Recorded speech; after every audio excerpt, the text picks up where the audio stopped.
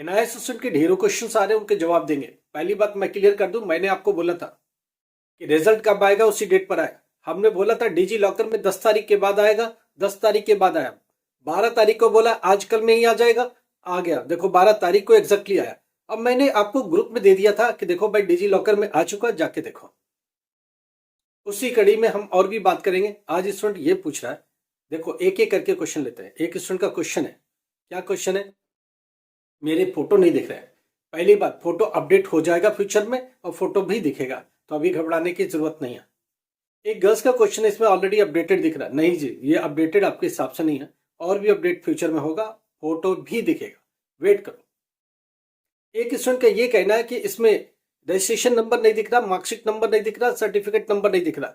जी certificate number नहीं होता है डिजी लॉकर वाले मार्कशीट पर, सर्टिफिकेट नंबर नहीं होता, ध्यान रखिएगा। एक और स्टूडेंट का क्वेश्चन है, मैं वो भी देख लेता हूं। एक स्टूडेंट का क्वेश्चन देखो, साथ साथ में स्टूडेंट का क्वेश्चन चल रहा है। स्टूडेंट ये कह रहा है कि इस पर मैं तो दिल्ली से पेपर दिया, इसमें यूपी लिखा हुआ है। जब आपने रजिस्ट्रेशन यूपी से किया है तो यूपी ही लिख के आएगा, रजिस्ट्रेशन यूपी का किया हुआ तो यूपी ही लिख के आएगा। और भी बात करते हैं। स्टूडेंट देखो, स्टूडेंट के ढेरों क्वेश्चंस होते हैं और ढेरों क्वेरीज होते हैं, सबका जवाब देना थोड़ा मुश्किल है, फिर भी कोशिश करते हैं जितना पॉसिबल होता है। ओके, अभी स्टूडेंट का ये कहना है कि हार्ड कॉपी का क्या कहानी है। हार्ड कॉपी बेटा इस मंथ के एंड में, फरवरी एंड में या तो फर्स्ट वीक ऑफ मार्च में मिलेगा। इस मंथ के एंड से मार्च के फर्स्ट वीक में मिलेगा। इस मंथ के एंड में थोड़ा सा मुश्किल है, कोशिश कर रहा बोर्ड की इस मंथ के एंड में आपको डिस्पैच कर दिया जाए। तो हार्ड कॉपी अभी प्रिंट हुआ नहीं है, प्रिंट होने को गया है, प्रिंट होके जब रेडी होगा तो आप तक भेजा जाएगा।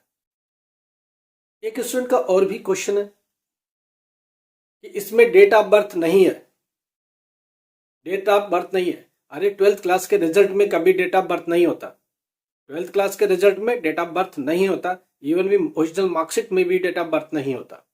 ओरिजिनल मार्कशीट और सर्टिफिकेट जो आएगा उस पर डेट ऑफ बर्थ मेंशन नहीं होगा। 10th क्लास का स्टूडेंट है, मेरा कब डिजी लॉकर में आएगा, 5 दिन आगे लगेगा। अगर 12 को आया है 12th क्लास का तो 17 को मिलेगा, 17 ऑनवर्ड चेक करते रहना, 16 17 से चालू करना, 16 17 18 इनमें डिजी लॉकर ओपन हो जाएगा 10th क्लास के लिए। एक और स्टूडेंट का क्वेश्चन है, मेरे नाम में करेक्शन है। देखिए नाम में करेक्शन है तो करेक्शन में जाओ, बोर्ड की तरफ से कोई गलती नहीं है। आप जो डॉक्यूमेंट में फिल करते हो, एडमिशन के टाइम फिल करते हो, वही आगे बढ़ता है। तो एक सिंपल सा तरीका है कि आप करेक्शन फॉर्म भरो, ओरिजिनल डॉक्यूमेंट अटैच करो प्रूफ के तौर पर, तब बोर्ड एक्सेप्ट करेगा, अदरवाइज नहीं एक्सेप्ट करेगा। एक और स्टूडेंट का क्वेश्चन है, फादर नेम का करेक्शन है, किसी का स्टूडेंट नेम का करेक्शन है। करेक्शन के लिए आपको करेक्शन में जाना पड़ेगा, ई सर्विसेज में जाना पड़ेगा और अप्लाई करना पड़ेगा। इतना आसान नहीं है। अप्लाई करो, पेमेंट करो, उसके बाद आगे बढ़ो। अप्रैल के एडमिशन की कोई कहानी नहीं है। अप्रैल अक्टूबर में जो लोग बैठे किसी वजह से एग्जामिनेशन फीस छूट गया, 1600 लेट पेमेंट के साथ 1-2 दिन जो रह गया जल्दी से भर लो। एक सब्जेक्ट का भी भरना तो 1600 late payment plus original fees, दोनों मिला के जाएगा। क्वेश्चंस बहुत है, कितने लिए जाएंगे क्वेश्चन और क्वेरी, उसकी भी एक लिमिट है। एक दिन में जितना पॉसिबल हो सकता है वो हम लोग लेंगे। हार्ड कॉपी मार्कशीट ध्यान रखना, 12th class hard copy marksheet February and से लेकर के मार्च फर्स्ट वीक में आएगा, उससे पहले पॉसिबल नहीं है। मार्कशीट कम सर्टिफिकेट, माइग्रेशन कम ट्रांसफर सर्टिफिकेट, ये 2 डॉक्यूमेंट्स आपको मिलने हैं। और वो कहां से मिलेंगे, स्टडी सेंटर से। वेट करना पड़ेगा। अभी डिस्पैच छोड़ो, अभी प्रिंट भी नहीं हुए, प्रिंटिंग प्रेस में है, प्रिंट हो रहे, टाइम लगेगा। फरवरी एंड से लेके मार्च फर्स्ट वीक में आप तक डिस्पैच होंगे, स्टडी सेंटर को डिस्पैच होंगे। एक स्टूडेंट ये कहता है बाई पोस्ट हमको मिलेगा क्या, नहीं नहीं मिलेगा। बोला कोई ऑप्शन है क्या, जी नहीं कोई ऑप्शन नहीं है। स्टडी सेंटर को ही जाएगा, एआई सेंटर को ही जाएगा, आपको वहां से जाके ही रिसीव करना पड़ेगा।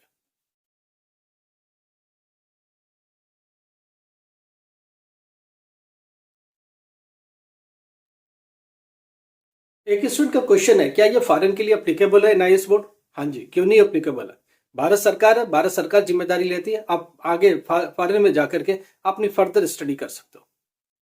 अगर आपको जाना है बाहर जाकर के कुछ और भी एजुकेशन लेना है, बाहर जाके फर्दर स्टडी करना है तो आप बिल्कुल जा सकते हो और कर सकते हो।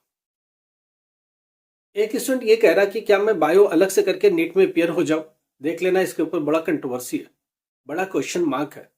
कोर्ट तो बोलता है ठीक है, मगर नीट अभी क्लियर नहीं है, एनटीए का रुख क्लियर नहीं है, तो देखना पड़ेगा।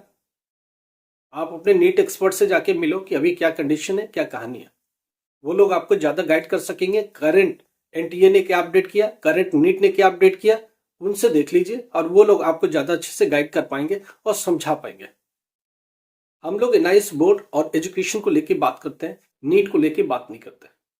हाँ, इतना ये है कि एनआईएस नीट के लिए एप्लीकेबल है, जेई के लिए एप्लीकेबल है, यूपीएससी के लिए एप्लीकेबल है, हिंदुस्तान के सारे एग्जामिनेशन के लिए एलिजिबल है, इवन भी फॉरेन जाने के लिए सब कुछ एलिजिबल है। कुछ भी प्रॉब्लम नहीं है, एलिजिबिलिटी को लेके कोई क्वेश्चन नहीं है।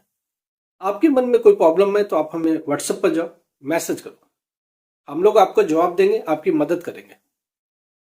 थोड़ा इरेगुलर वीडियो हो रहा है क्योंकि थोड़ी हेल्थ इशू है, थोड़ा ठीक होने पर हम लोग आपको डेली अपडेट करेंगे और आपके साथ रूबरू डेली होंगे और आपके क्वेश्चन को ज्यादा ले पाएंगे और बेहतर तरीके से आपको समझा पाएंगे।